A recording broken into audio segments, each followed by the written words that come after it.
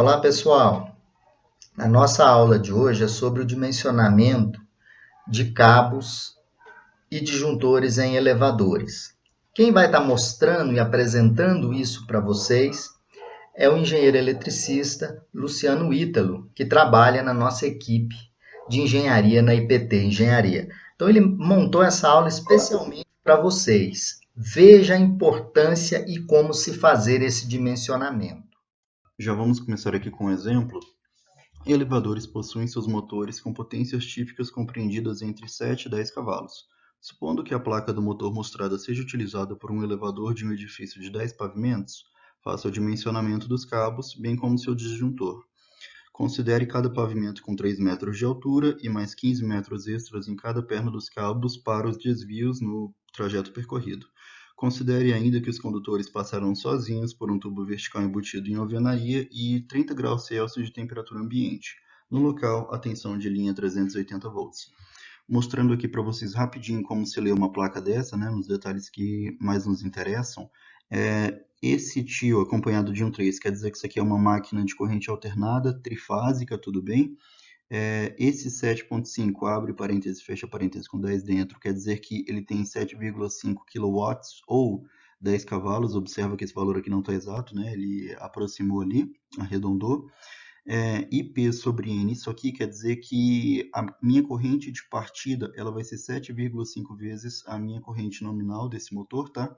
E aqui são as correntes básicas que ele já expõe algumas aqui, tá? Que para 220 volts ele puxaria essa corrente de 30,4 amperes e para 380 volts 17,6 amperes. Isso aqui é o rendimento do motor, tá? 86,3%. Quer dizer que para ele entregar isso aqui, para ele entregar os 10 cavalos, se você dividir esses 10 cavalos por isso aqui, você vai ver o quanto ele está consumindo realmente de potência ativa. E o fator de potência, que é o nosso cosseno de φ desse motor, é 0,75. Aqui embaixo a gente tem os esquemas de ligação desse motor, né, para os dois níveis de tensão. Vamos começar. Encontrando a potência aparente do motor. Isso aqui acho que não tem mistério nenhum para vocês, tá? A gente vai pegar simplesmente a nossa potência ativa, a nossa potência entregue pelo motor, que aqui no caso é 10 cavalos, né? Lembrando que 10 cavalos são 736 watts, e vai dividir pelo nosso rendimento, que é representado pela letra grega eta, né? Que é 0,863, ou seja, 86,3%, vezes o nosso fator de potência, ou cosseno de φ, que aqui ele já mostrou que é 0,75. A gente chega então que a nossa potência aparente é de 11,7 kVA, perfeito? Depois a gente vai calcular a corrente do circuito, no caso a corrente da carga, tá? Vamos lembrar o seguinte, quando a gente está calculando um cabo, a gente está interessado na corrente de projeto. Por enquanto a gente vai calcular a corrente de carga, depois a gente vai chegar nela com os devidos fatores de correção.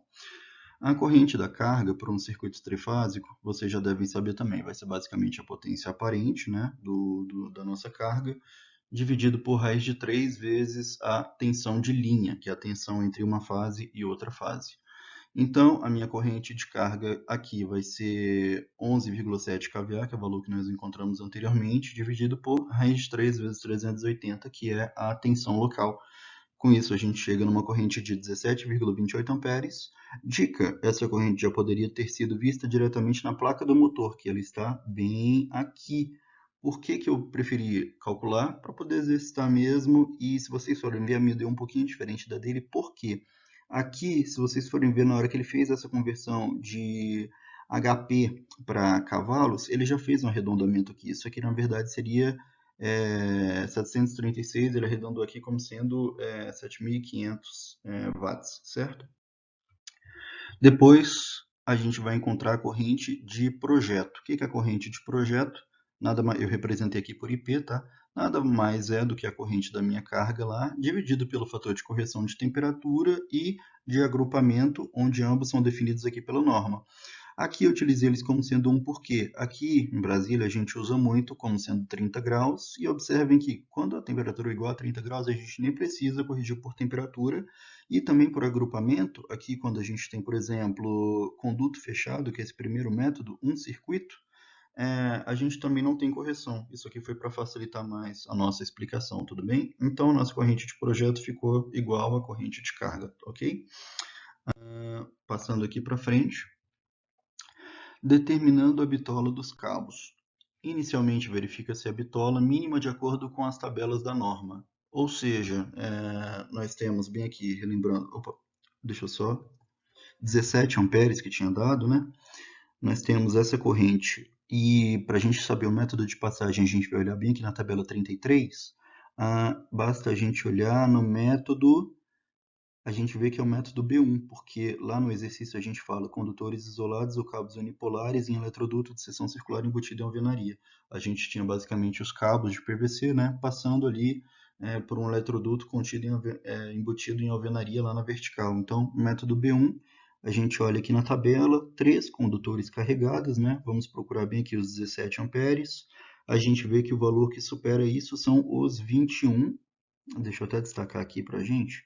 Tem bem aqui os nossos 21 amperes, e se a gente for ver, o cabo para isso é 2,5, igual a gente mostrou aqui do lado, perfeito?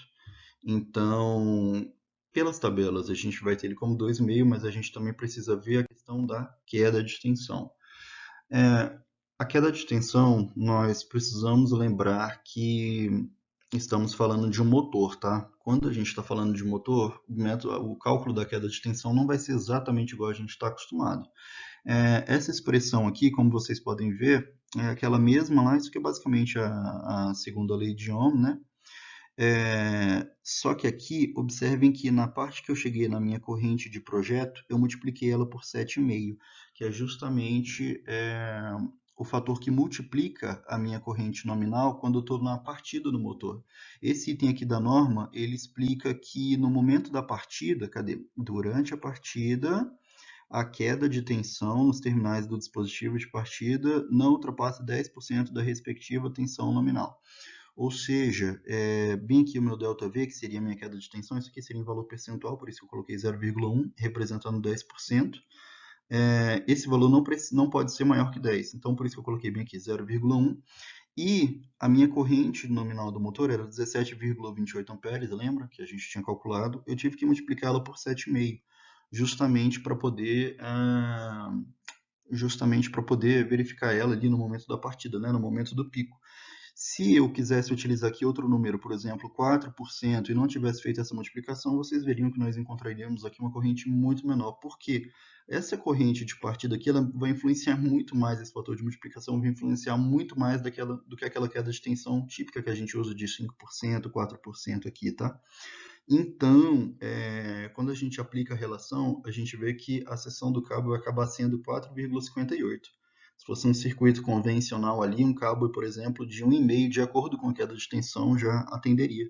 Então, utilizando a seção comercial superior mais próxima, a gente chega com que a área por queda de tensão aqui, né, que eu chamei de A ΔV, é igual a 6 milímetros, né, 6 milímetros quadrados.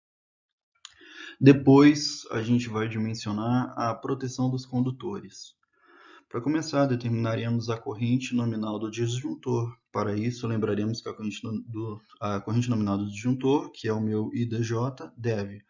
Olha só, a minha corrente do disjuntor, ela precisa ser maior do que a minha corrente de projeto, e a corrente suportada pelo meu cabo, que eu chamei bem aqui de cabo, ela tem que ser maior ou igual que a corrente nominal do meu disjuntor, certo? O cabo de 6 milímetros, gente, se vocês forem ver, ele suporta aqui 36 amperes, né? Eu coloquei mais aqui um pedacinho daquela mesma tabela, só para a gente usar de referência, a tabela 36 a 5410. Se vocês forem ver, o cabo aqui foi de 36 amperes, mas o meu circuito, na verdade, ele só estava demandando 17 amperes e meio, né? Se eu bem me lembro. Ou seja, qualquer valor que eu colocar entre 17 amperes e meio e 36 amperes, o meu disjuntor vai suportar. Tanto é que aqui eu coloquei, a gente tem 3 valores comerciais para isso, que são 20 amperes, 25 amperes e 32, todos eles para aquele disjuntor branquinho, termomagnético, né? E aqui, por acaso, eu escolhi o disjuntor de 20 amperes. Eu sei que é bem anormal vocês verem um cabo de 6 milímetros sendo protegido por um disjuntor de 20 amperes, né? Mas eu vou deixar o C20 aqui justamente para poder provocar, para mostrar que não tem nada de errado e que a coisa vai funcionar, tudo bem? E depois que a gente dimensionou esse cabo, a gente vai dimensionar a curva, né, que também é muito importante ali na hora do desarme do disjuntor. Para finalizar o nosso dimensionamento, determinaremos agora a curva do disjuntor termomagnético. Para isso, basta lembrar que a minha corrente de partida dividido pela nominal é de 7,5, e eu coloquei aqui só para a gente lembrar e para poder mostrar para vocês mais uma vez, né? Indica que a minha corrente de partida é 7 vezes e meio maior do que a minha corrente nominal.